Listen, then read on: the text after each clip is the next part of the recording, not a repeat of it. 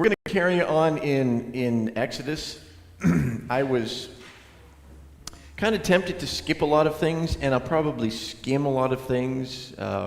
But in Matthew 22,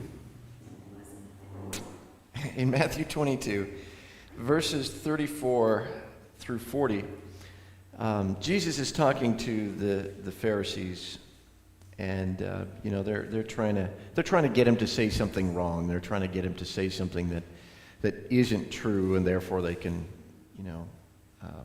get rid of him. Hearing that Jesus had silenced the Sadducees and the Pharisees got together. One of them, an expert in the law, tested him with this question: "Teacher, which is the greatest commandment in the law?" So there's 613 commandments. And the Sadducees couldn't do it, and so the Pharisees were probably quite thrilled that the Sadducees failed, because the Pharisees and Sadducees, they were like political parties at this point, and they really didn't like each other. So they give it a shot. They're expert in their law, the guy. If anybody knows the law, it's this guy. So Jesus, which is the greatest commandment? Let's hear from you. There's 613. How can anybody pick out which is the greatest? And Jesus replied, "Love the Lord your God with all your heart and with all your soul and with all your mind. This is the first and greatest commandment. And the second is like it. Love your neighbor as yourself. All the law and the prophets hang on these two commandments." He says all the law and prophets hang on these two commandments. So Jesus sums up 613 of them with two. So, when he kind of puts it into perspective, for me at least, when we get to the New Testament and we say, well, we don't have law, we don't live by law, we live by grace.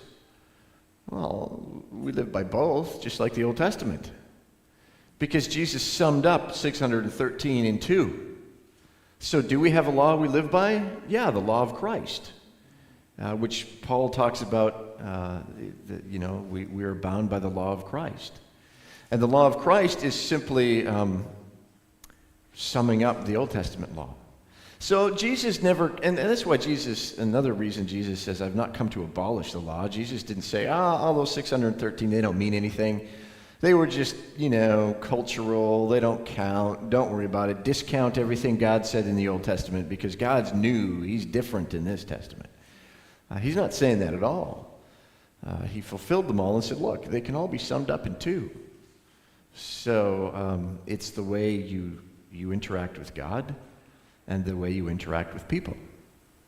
And so I was originally going to skip a lot of this, but I want to skim through some of these laws that we're talking about in Exodus chapter 21.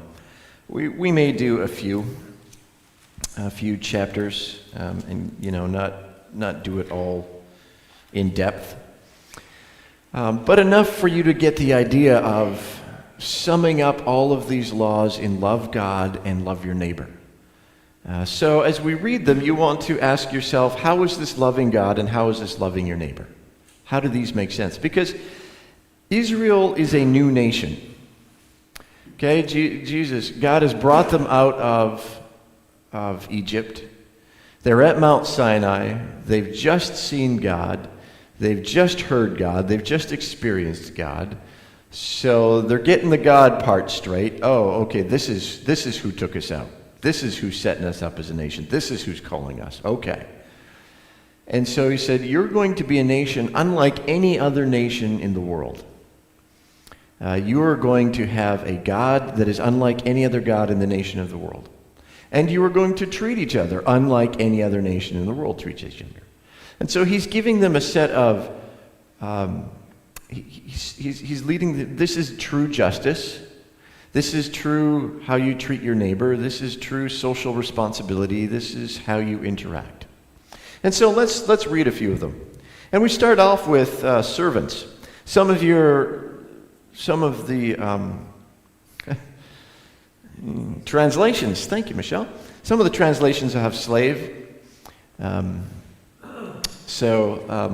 And I can explain that if you have a question about that. Because when you read slave, don't think Civil War slave, okay? It is different than that. If you buy a Hebrew servant, so the Israelites themselves said, you know what? I'm not a very good farmer. I've got this tract of land because when we moved into the promised land, everybody got a quarter section or a section or whatever it was. And we'll set our house up there and we'll farm it and that's how we'll eat and that's where we get our... But some just were not very good at that. And so they couldn't make a living. Or their carpentry skills really weren't good. Their tables were really rickety. I'd love to help your family out, but the legs are different sizes and that's a problem with us. So we aren't going to go to your carpentry shop or whatever. So the other way they could live was to say, I am going to go and I will be your servant. You're successful, you've got a lot going on, I'm going to help you. So in response, in exchange for that person would get food and clothing and a place to live, and they would be taken care of. So if you buy a Hebrew servant, he is to serve you for 6 years. But in the 7th year, he shall go free without paying anything. We'll get into this whole Sabbath system, but for 6 years, the 7th year was always a Sabbath year. In which they didn't plant crops, in which debts were canceled, in which if you were a Hebrew slave or servant, you would go free. So for 6 years, he'll serve you, but in the 7th year, he shall go free without paying anything. If he comes alone, he's to go free alone. But if he has a wife, when he comes, she is to go with him, which makes sense. But in some cultures, that wouldn't happen. You would go as husband and wife and be their servant, but the wife was particularly good at what she did and whatever she was doing, and you say, no, you can go, but your wife stays. Well, that wasn't really fair. That wasn't just. If his master gives him a wife, and she bears him sons or daughters, the woman and her children shall belong to her master, and only the man shall go free. But if the servant declares, I love my master and my wife and children and do not want to go free, then his master must take him before the judges. They do the paperwork kind of thing. He takes him to the door or the doorpost and he pierces his ear with an awl. Then he will be a servant for life. So you go as, however old you are as a single man, and you go to be a servant. And you get to know the family real well, and the family says, why don't you marry my daughter? Okay. And so you get married. So you're kind of part of the family, but you're still the servant. After the 6th year, it's kind of, okay, do you want to stay? You got a wife and kids with you gave me grandchildren. You're kind of my son-in-law, but you're still a servant. What do you want to do? And he says, well, I love my wife and I love my kids, so I'm going to stay. And so they go before the judge and write up the contract, and they pierce his ear. So good thing they don't do ear piercing that way, huh? I got this piece of plywood here. Whap! Ah! That felt good. So anyway. If a man sells his daughter as a servant, she is not to go free as men servants do. Mostly because often they were sold for the purpose of your son needs a wife, so here you go kind of thing. If she does not please the master who selected her for himself, he must let her be redeemed. He has no right to sell her to foreigners because he has broken faith with her. If he selects her for his son, he must grant her the rights of a daughter. If he marries another woman, he must not deprive the first one of her food, clothing, and marital rights. If he does not provide her with these 3 things, she is to go free without any payment of money. At any point, if you have questions, ask your questions. This is going to be fairly interactive. So you got to ask yourself the question and all that. How does that fit the two? Love God and love your neighbor as yourself. How does that work in there? Then personal injuries are interesting. Anyone who strikes a man and kills him shall surely be put to death. However, if he does not do it intentionally, but God lets it happen, he's to flee to a place I will designate. So they had sanctuary cities. Funny saying that out loud with our current culture. So if you killed somebody but it was a mistake and you didn't want to, because the rest of the family in ancient Near East culture, the rest of the family had the responsibility to kill you. So family feuds kind of thing. And so you could flee to this sanctuary city in which you'd be safe. But you'd have to stay there. But if you went out of the city and you were caught out of the city, then they could take your life. So it's kind of interesting, the justice that's going on there. But if a man schemes and kills another man deliberately, take him away from my altar and put him to death. So the picture there is ancient Near East culture also. If you intentionally murdered someone or killed someone, you would go to the temple where you're theoretically safe. So long as you're in the temple, nobody can get you. But God says, no. Don't use my altar as an excuse for your sin. If you deliberately kill someone, if you're planning this out, don't think that I'm happy with you and going to keep you safe. Take him away there and put him to death. Anyone who attacks his father or mother must be put to death. Look at verse 17. Anyone who curses his father or mother must be put to death. Put that in light of honor your father and mother, right? Wow, okay. There was something significant about fathers and mothers that God was trying to get across, I think. Verse 16 is interesting too. Anyone who kidnaps another and either sells him or still has him when he is caught must be put to death. What's the deal there? Does that make sense to you? Doesn't have to make sense. Some say no. Val's like, yeah, of course it makes sense, but don't ask me why. You just had that look. That look of, because others are saying no, you're going to say yes. Oh. You take somebody, yes. Right, well, when you kidnap somebody, what are you doing to that somebody's family? Yeah, you're ripping their family apart. They think they're probably dead. You're taking them out of their lives. When you speak of somebody being kidnapped, you think more of your children. That seems like a pretty good thing to do. Mm-hmm. Yeah, it's usually the children being kidnapped and they're going to sell them as slaves in another country or something. And so that's pretty serious. There's going to be significant abuse going on. That should have consequences. Right.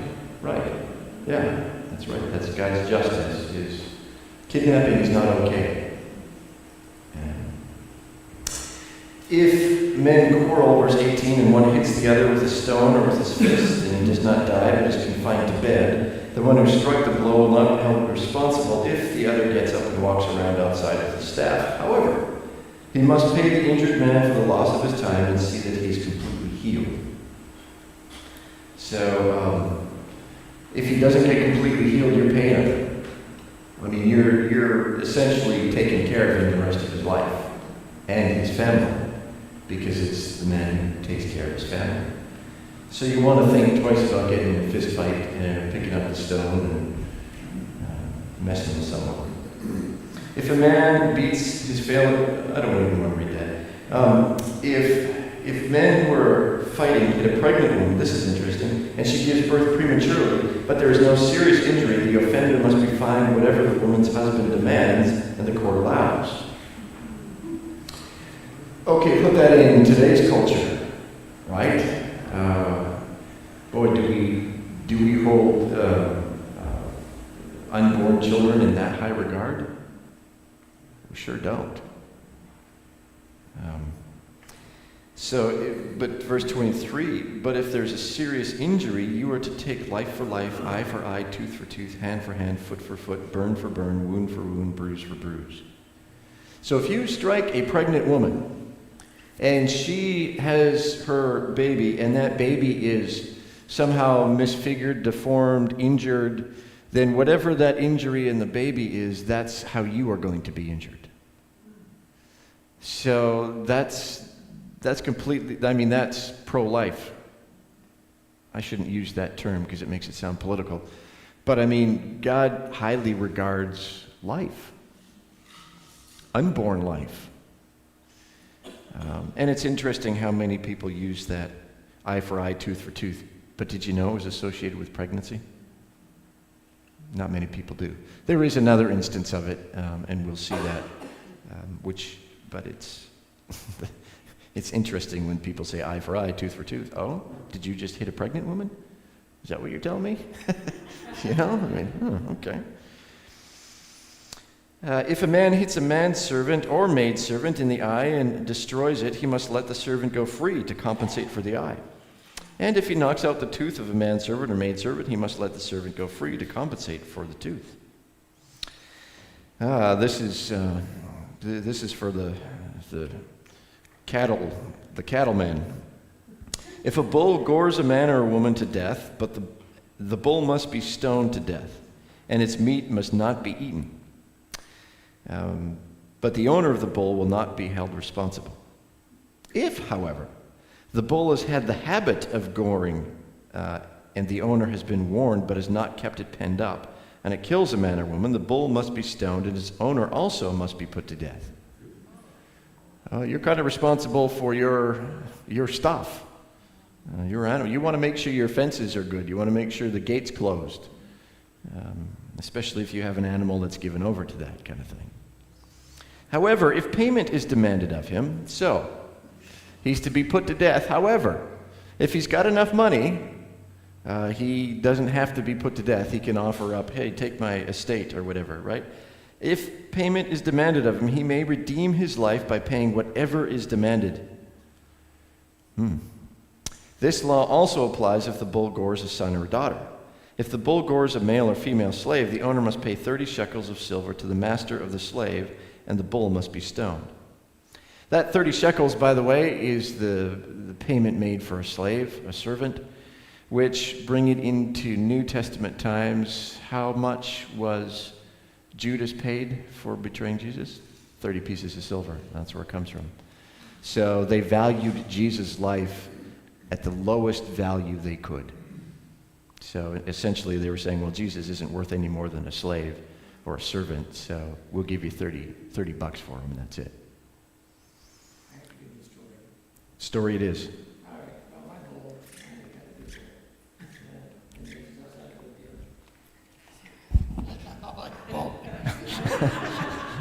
Anyway, I had a bull outside of Libya, and little herd of cows, and I had board fence, and a 2x6 4-board fence around the portion of the pasture.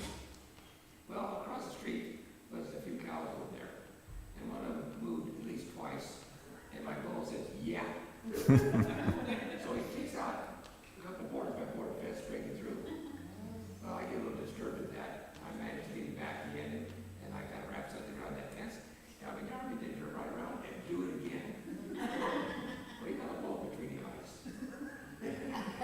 Wow. So don't break my fence.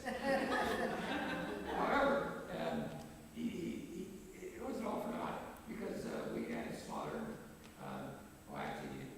his meat was cut up down there by Shelton, and so I sold that meat for 25 cents a pound, hamburger. He made him into hamburger. He paid for the fence. Yes. Oh, there you go. There you go. Why if a bull gores someone to death, the bull must be put to death, but its meat not eaten? What do you think? Must have been a mad cow. It can't benefit the owner in any way. Yes. Yeah, exactly. Yep. The owner's not going to receive any benefit from that, any kind of, your animal killed someone, so you don't get to sit down and have a nice steak dinner after that. Didn't work. Verse 33. If a man uncovers a pit or digs one and fails to cover it, and an ox or a donkey falls into it, the owner of the pit must pay for the loss. He must pay its owner, and the dead animal will be his. So, isn't that nice, right? Oh, okay, good deal. My donkey's worth this, and there he is. He's yours. Well, you left the pit open. If a man's bull injures the bull of another and it dies, they are to sell the live one and divide both the money and the dead animal equally. However, if it was known that the bull had the habit of goring, yet the owner did not keep it penned up, the owner must pay animal for animal, and the dead animal will be his. So, let's see, chapter 22. Do you see the love others, love your neighbors yourself thing here? How we interact with people. That how would I want to be? What would I be feeling if this happened to me? And how would I want to be compensated or treated or whatever? And a lot of this is incredibly countercultural to the culture of that day. So what God is saying is treat people well.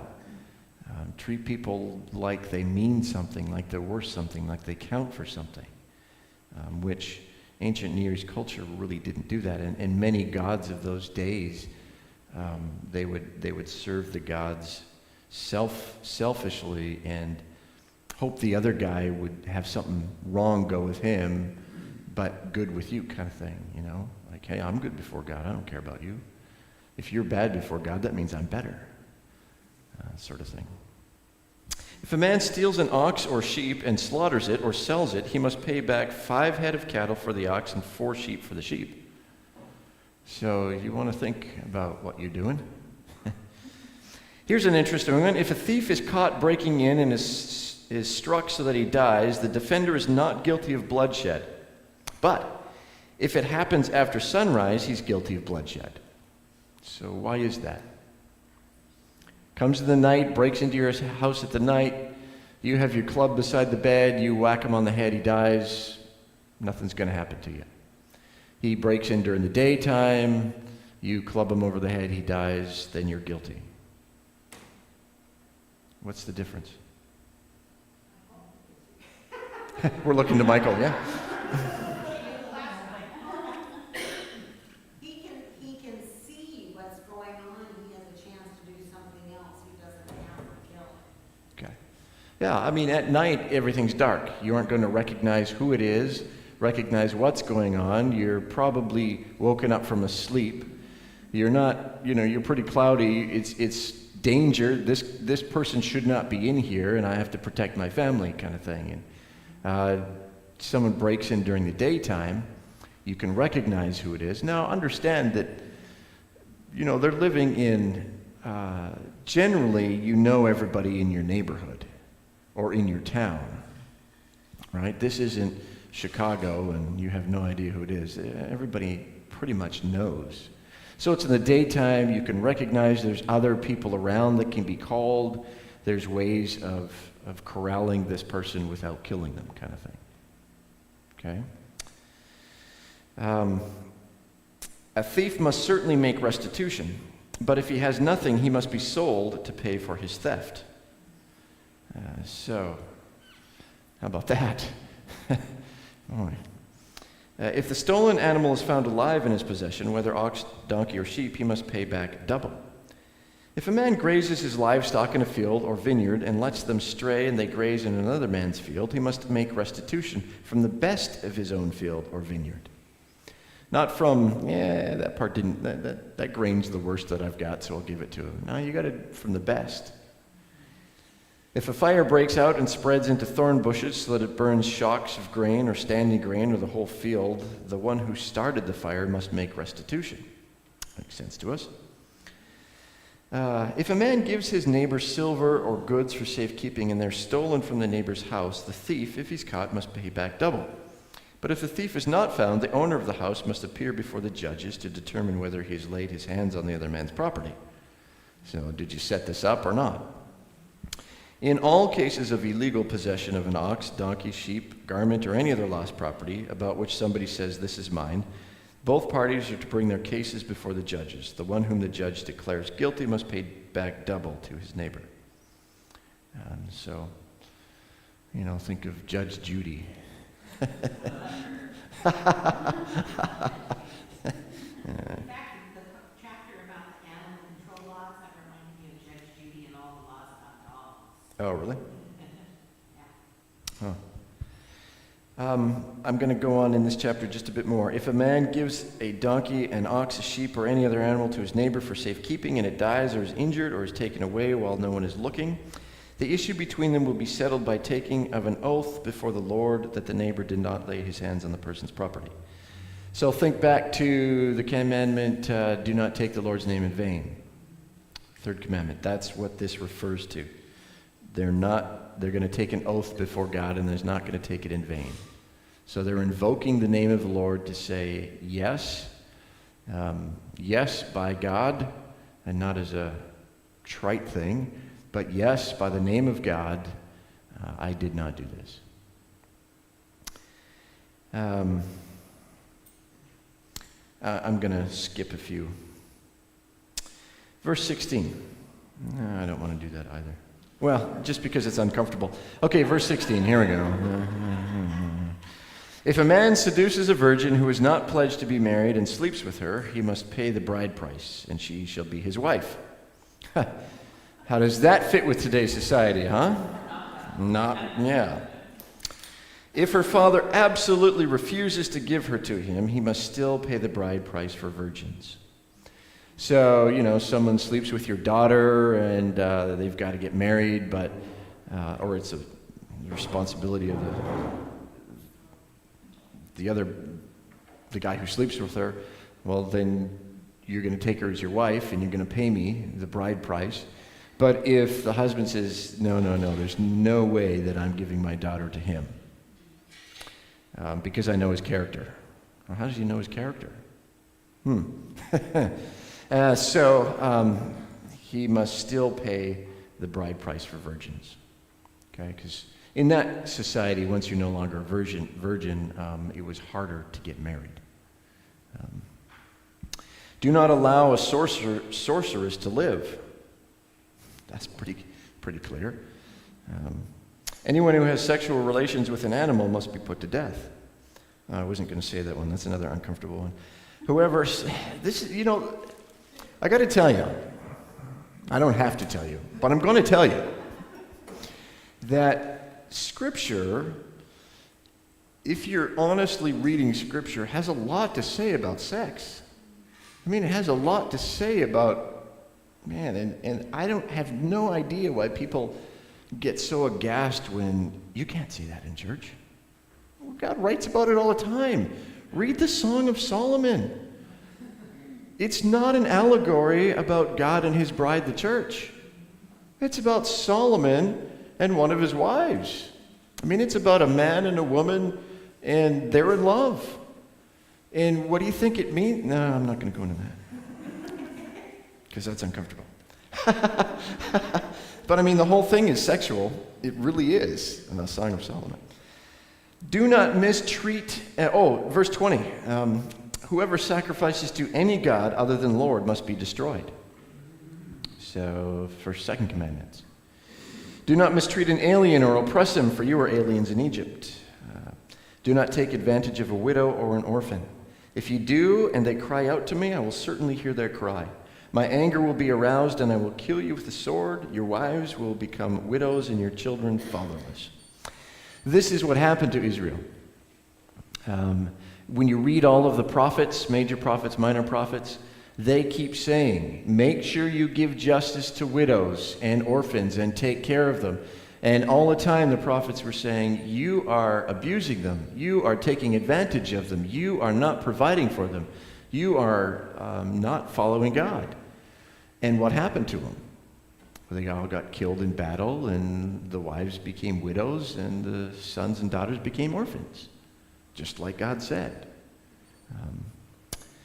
If you lend money to one of my people among you who is needy, do not be like a moneylender, charge him no interest. It's foreign, right? If I'm going to lend you some money, I want some interest out of it, because my money better work for me. Oh, God doesn't say that. God says, if somebody in your community or in your family or whatever it is needs money, and you're willing to lend him that money, don't charge him any interest. What do you think he needs money in the first place? Because he needs it. If you charge him interest, you're probably not going to get it back anyway. Don't make it hard for him.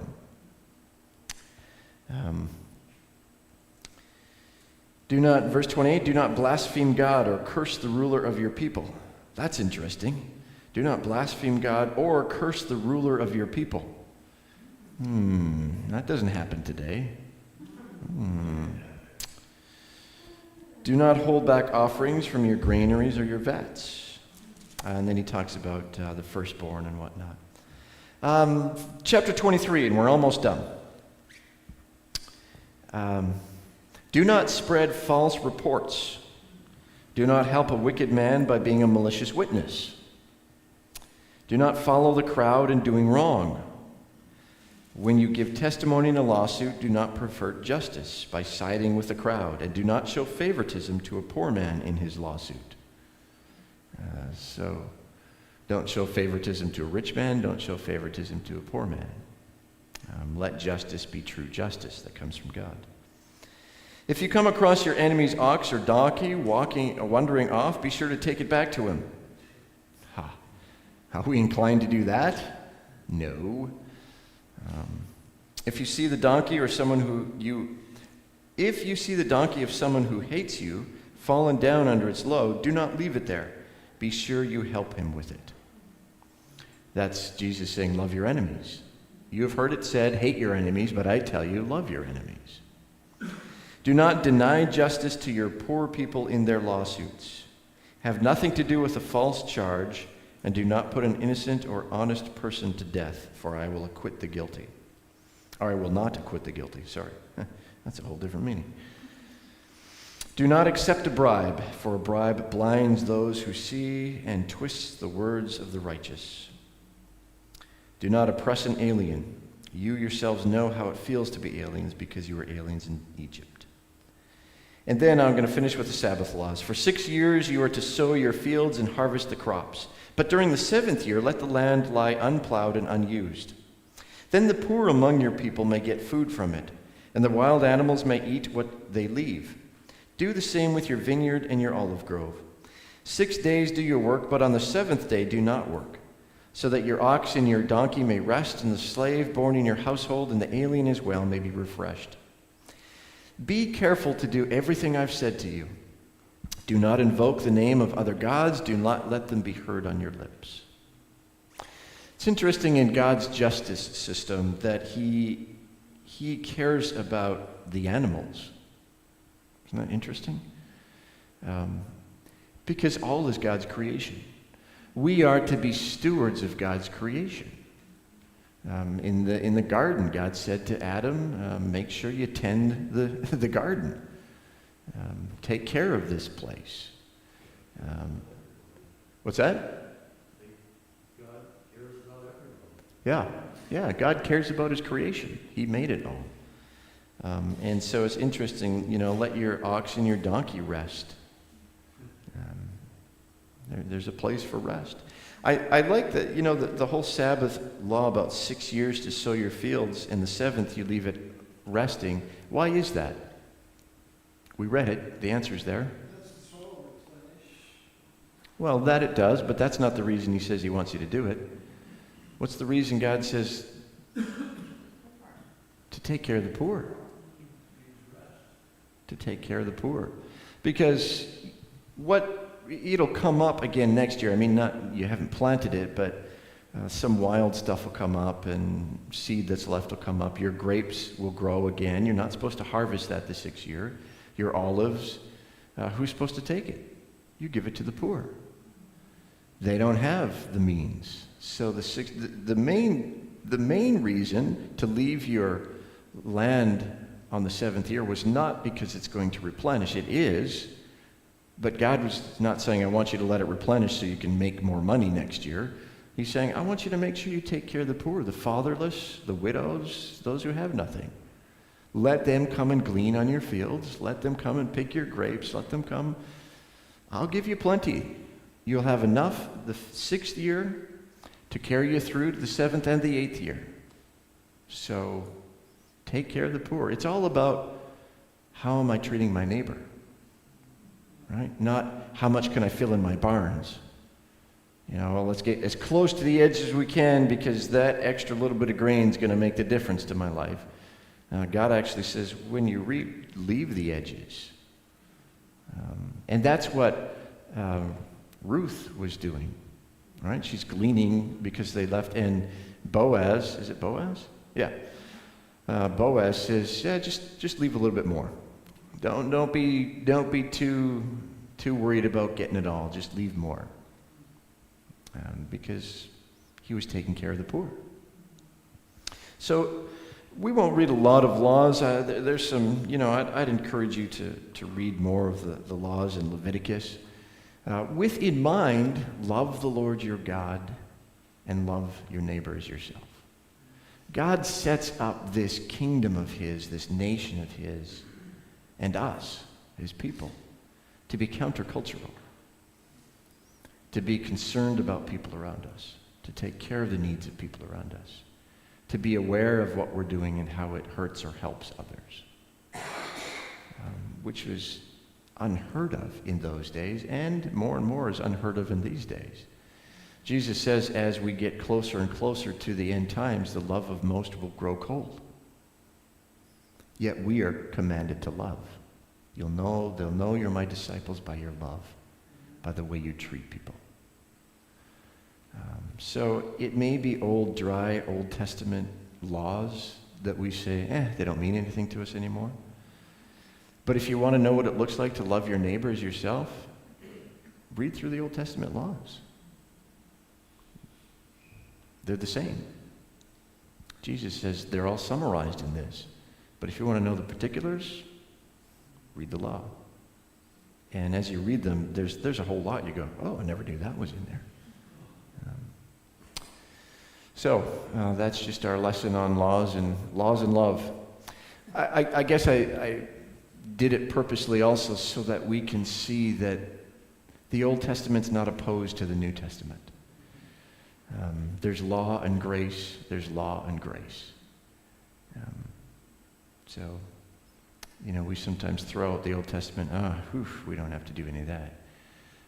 Well, we have to do more than that. Which Jesus has been saying in the Sermon on the Mount, right? You've got to do more than what that law says. I'm demanding your heart to be changed, not just what a judge can let you get away with. Let me just close in prayer. God, thank you that we can sing to you and we can make music with the heavens because of all those angels singing to you and worshiping you, and we get to join. God, thank you for that. Thank you for your words to us. Thank you that you give us an indication of what it does look like to love our neighbor as ourselves and what it looks like to love you. So God, help us to do that more and more so that all the world around us would know that we are your disciples. So I ask it and I pray it in your name, Jesus. Amen.